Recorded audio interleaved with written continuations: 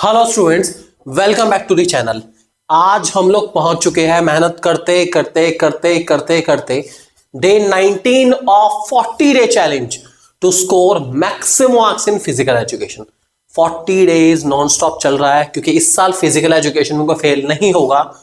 हम फेल होने देंगे ही नहीं किसी को भाई। बैक टू बैक कंटेंट चल रहा है और आप लोगों का सपोर्ट ऐसे ही बना रहना चाहिए हमारे साथ। डे 19 आ चुका है। आज है 26 जनवरी। सबसे पहले तो आप सभी को रिपब्लिक डे की ढेर सारी शुभकामनाएं, गणतंत्र दिवस की शुभकामनाएं। Wishing you all very very very very happy Republic day. आज बेटा आप लोगों के लिए एक चैप्टर इजी वाला, ज्यादा टफ नहीं है यार। चैप्टर कौन सा है वो सुन लो, हमारा physiology and injuries in sports. भाई बढ़िया चैप्टर, बहुत बढ़िया, बहुत इजी चैप्टर में से एक। ठीक है, क्या करने वाले हैं? डे 19 क्या लेकर आ रहे हैं? डे 19 लेकर आ रहे हैं दो टॉपिक। दोनों टॉपिक बहुत इंपॉर्टेंट है। क्या है? सबसे पहले physiological factor determining component of physical fitness, काफी इंपॉर्टेंट टॉपिक है। और दूसरा effect of exercise on muscular system, simple topic बिल्कुल। तो आज हमारे डे 19 में दो टॉपिक आपको पढ़ाए जाएंगे, जिसमें मैं आपको बताऊंगा कि कौन कौन से फैक्टर्स है, फिजियोलॉजिकल फैक्टर जो डिटरमाइनिंग करते हैं या डिटरमाइन करते हैं कंपोनेंट फिजिकल फिटनेस के, स्ट्रेंथ, स्पीड, एंडोरेंस, फ्लेक्सिबिलिटी, सब बताऊंगा। ठीक है, और इसके अलावा इफेक्ट मस्कुलर सिस्टम पर क्या क्या इफेक्ट पड़ते हैं एक्सरसाइज के, कैसे आपका मस्कुलर सिस्टम बेटर हो जाता है एक्सरसाइज करने की मदद से। ये दो टॉपिक हम लोग कवर करने वाले हैं। ठीक है, अगर आपने अब तक हमारे चैनल को सब्सक्राइब नहीं करा तो कर लो। और फिजिकल एजुकेशन के मोस्ट अमेजिंग नोट्स आपको मिलेंगे हमारी ऐप पर, और ऐप का डिस्क्रिप्शन सारा का सारा आपका जो भी ऐप कहाँ से डाउनलोड करनी है, कैसे डाउनलोड करनी है, लिंक कहाँ है, क्या कोर्स है, क्या नहीं है, सब कुछ आपको जो इस वीडियो का डिस्क्रिप्शन तो सब कुछ मिल जाएगा। तो जल्दी जाओ, जल्दी पाओ, फटाफट, just go for it right now. सबसे पहले हमारे पास फिजियोलॉजी का मीनिंग है, बहुत सिंपल सा मीनिंग है। फिजियो और लॉजी, ये दो वर्ड है। ठीक है, जिसमें फिजियो का मतलब होता है फिजिक और लॉजी का मीन्स है स्टडी। ठीक है, इट मीन्स एक इंसान के फिजिक के बारे में पढ़ना। और अगर मैं कहूँ स्पोर्ट्स के रेफरेंस में तो एक स्पोर्ट्स पर्सन की फिजिक के बारे में पढ़ने को हम लोग फिजियोलॉजी इन स्पोर्ट्स कहते हैं। तो जो भी स्पोर्ट्स पर्सन है वो कैसा परफॉर्म कर रहा है, उसकी फिजिक कैसी है, उसका आउटर अपीयरेंस कैसा है, डेट इज कॉल्ड फिजियोलॉजी। उसके बारे में पढ़ना, उसको फिजियोलॉजी कहा जाता है। ध्यान रख के चलेंगे। उसके बाद कुछ फिजियोलॉजिकल फैक्टर है हमारे, जो कि हमारे एक स्पोर्ट्स पर्सन के लिए बहुत इंपॉर्टेंट है, जिनके नाम आप लोग जानते हैं, क्लास 11 में भी आप लोगों ने पढ़े हैं। स्ट्रेंथ है, स्पीड है, एंड्योरेंस एंड फ्लेक्सिबिलिटी है। बहुत इंपॉर्टेंट है, एमसीक्यू में आ सकता है। Which of the following is not a physiological factor affecting fitness? तो 4 हैं, इसके अलावा कुछ भी दे रखा होगा वो नॉट के लिए कंक्लूड हो जाएगा। इस बात को ध्यान के चलना, वो नॉट में आ जाएगा। ठीक है, तो ये 4 ही हैं, 4 को आपको ध्यान रख के चलना बहुत अच्छे से। ठीक है, अब एक एक करके हम लोग इन सारे फैक्टर्स को मीनिंग जानते हैं इनका, और उसके बाद इनको कौन कौन सी चीजें अफेक्ट करती है वो भी जानते हैं। सबसे पहला हमारे पास आता है strength. Strength is the ability of muscle to produce force in a single effort. एक सिंगल एफर्ट में आप कितना फोर्स प्रोड्यूस करते हैं उसको स्ट्रेंथ कहते हैं।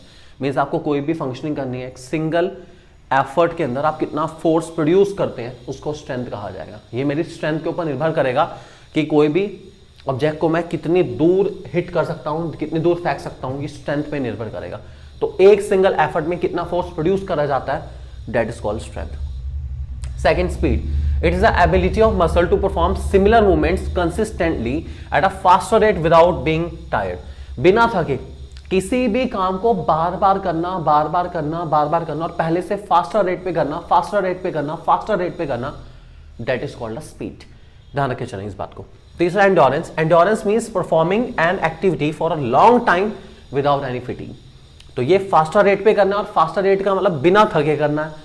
तो एंडोरेंस रिप्रेजेंट करता है कि बिना थके उसी काम को आपको बार बार करना है, that is called what? Endurance.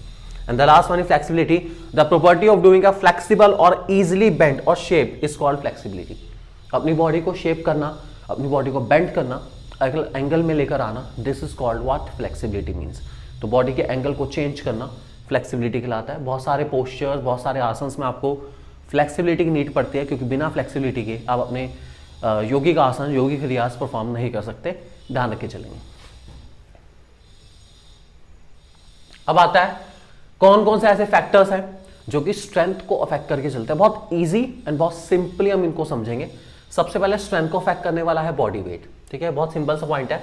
अगर बॉडी वेट ज्यादा है तो स्ट्रेंथ ज्यादा होती है, बॉडी वेट कम है तो स्ट्रेंथ कम होती है। ये ट्रेडिशनल कंसेप्ट हमें कहता है, ऐसा होता है काफी हद तक। दूसरा, साइज ऑफ मसल। जो मसल है उसकी स्ट्रेंथ डायरेक्टली प्रोपोर्शनल है साइज ऑफ मसल्स के। मेल में साइज ऑफ मसल थोड़े से लार्जर रहते हैं, बिगर रहते हैं, इसलिए मेल की स्ट्रेंथ कंपैरेटिवली फीमेल से थोड़ी सी ज्यादा रहती है। I repeat, strength of muscle depend करती है साइज ऑफ मसल पर, और मेल में साइज ऑफ मसल्स लार्ज रहते हैं, इसीलिए मेल की स्ट्रेंथ फीमेल से कंपैरेटिवली थोड़ी ज्यादा लिखी गई है साइज ऑफ मसल के बेसिस पे, हमने ये कहा है। ठीक है, उसके बाद एज और सेक्स के बेस पर हो गया। एज आप समझ गए कि एज के साथ साथ जैसे जैसे एज बढ़ेगी वैसे वैसे स्ट्रेंथ कम हो जाती है। और दूसरा, सेक्स के अकॉर्डिंग मेल में स्ट्रेंथ ज्यादा होती है और फीमेल में स्ट्रेंथ कम होती है। ये एज एंड सेक्स के बेसिस पर हमने यहाँ पर स्ट्रेंथ को डिटरमाइन करा। बहुत सिंपल पॉइंट्स हैं, आई एम डेफिनेटली श्योर के पॉइंट आपको क्लियर हो गए होंगे, बहुत ईजिली आप इसको लिख सकते हैं। नेक्स्ट हमारे पास आता है physiological factors determining speed. Speed को कौन कौन सी चीजें अफेक्ट करके चलती हैं। सबसे पहला आता है हमारा मसल कॉम्पोजिशन। देखिए, मसल में हमारे पास दो तरह के फाइबर्स होते हैं। ठीक है, एक होते हैं हमारे स्लो ट्विच फाइबर्स, एक होते हैं हमारे फास्ट ट्विच फाइबर्स।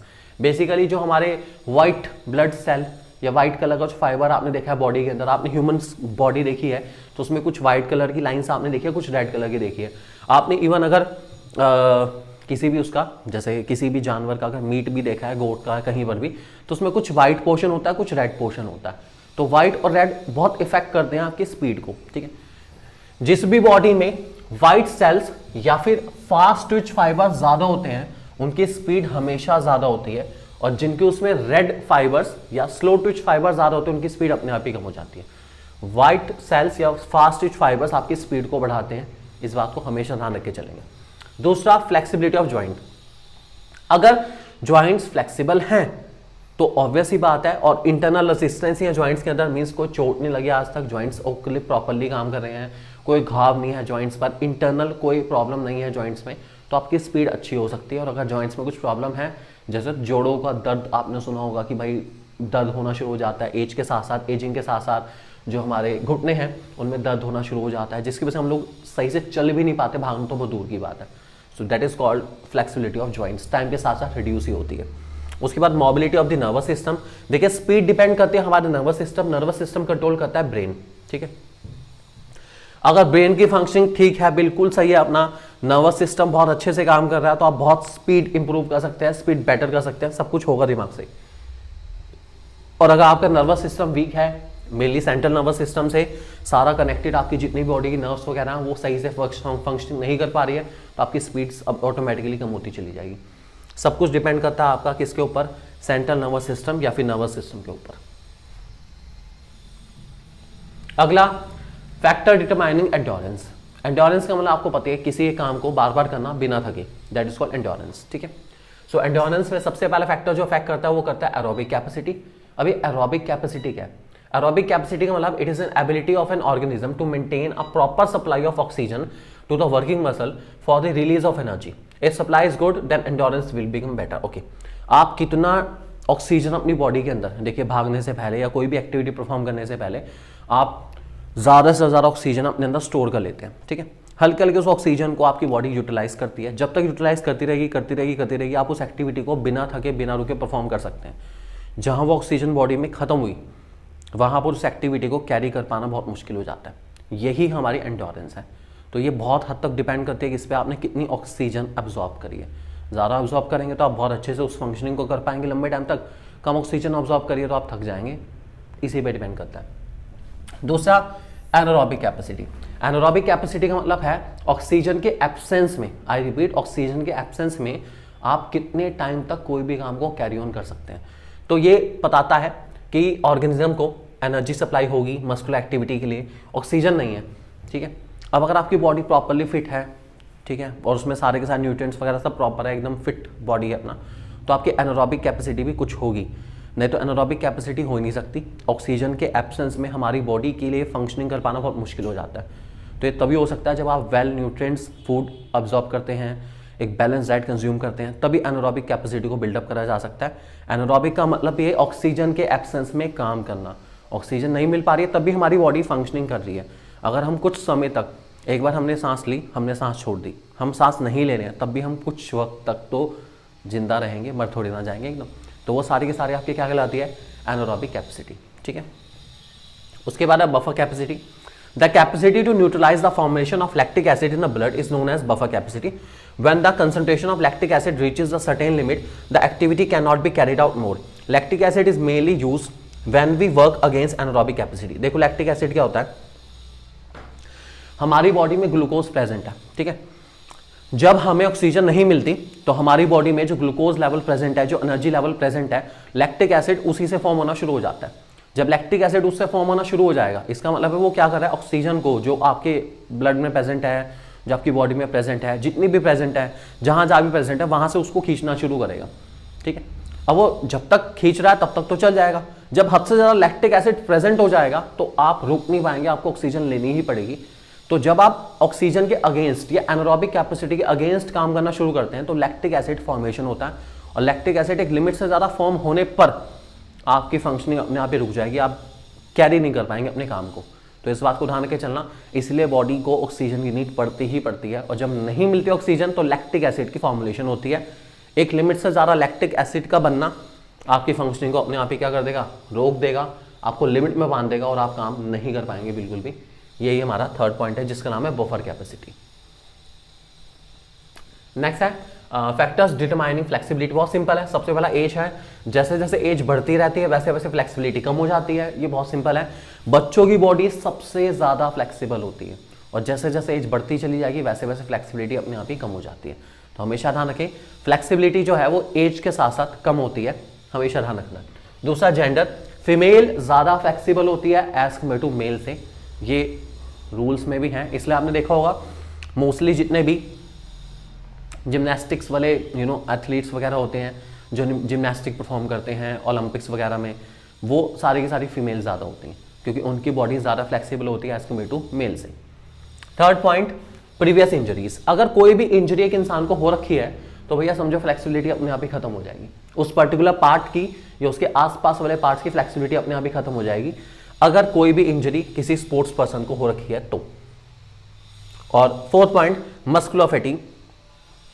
देखिए आपके एक मसल है, ठीक है, आप एक काम बार बार करते जा रहे हो, वो मसल में अपने आप ही फैटिग हो जाएगा, आलस आना शुरू हो जाएगा, इंसान थक जाता है, थकना है ना। जब इंसान थक जाता है तो उसकी फ्लेक्सिबिलिटी अपने आप ही कम हो जाती है, और जब इंसान बिल्कुल फ्रेश है तो उसकी फ्लेक्सिबिलिटी भी ज़्यादा रहती है। तो यहाँ पे फ्रेश का मतलब है आपने कोई फैटिग नहीं है, आपकी एक्टिविटी अभी शुरू हुई है, फिजिकल एक्टिविटी आप करनी शुरू करिए, आप थके नहीं है तो आपकी फ्लेक्सिबिलिटी ज़्यादा है। जब आप थक जाएंगे किसी काम को करते करते आपकी फ्लेक्सिबिलिटी अपने आप ही क्या हो जाएगी, कम हो जाएगी। इस बात को ध्यान रख के चलेंगे।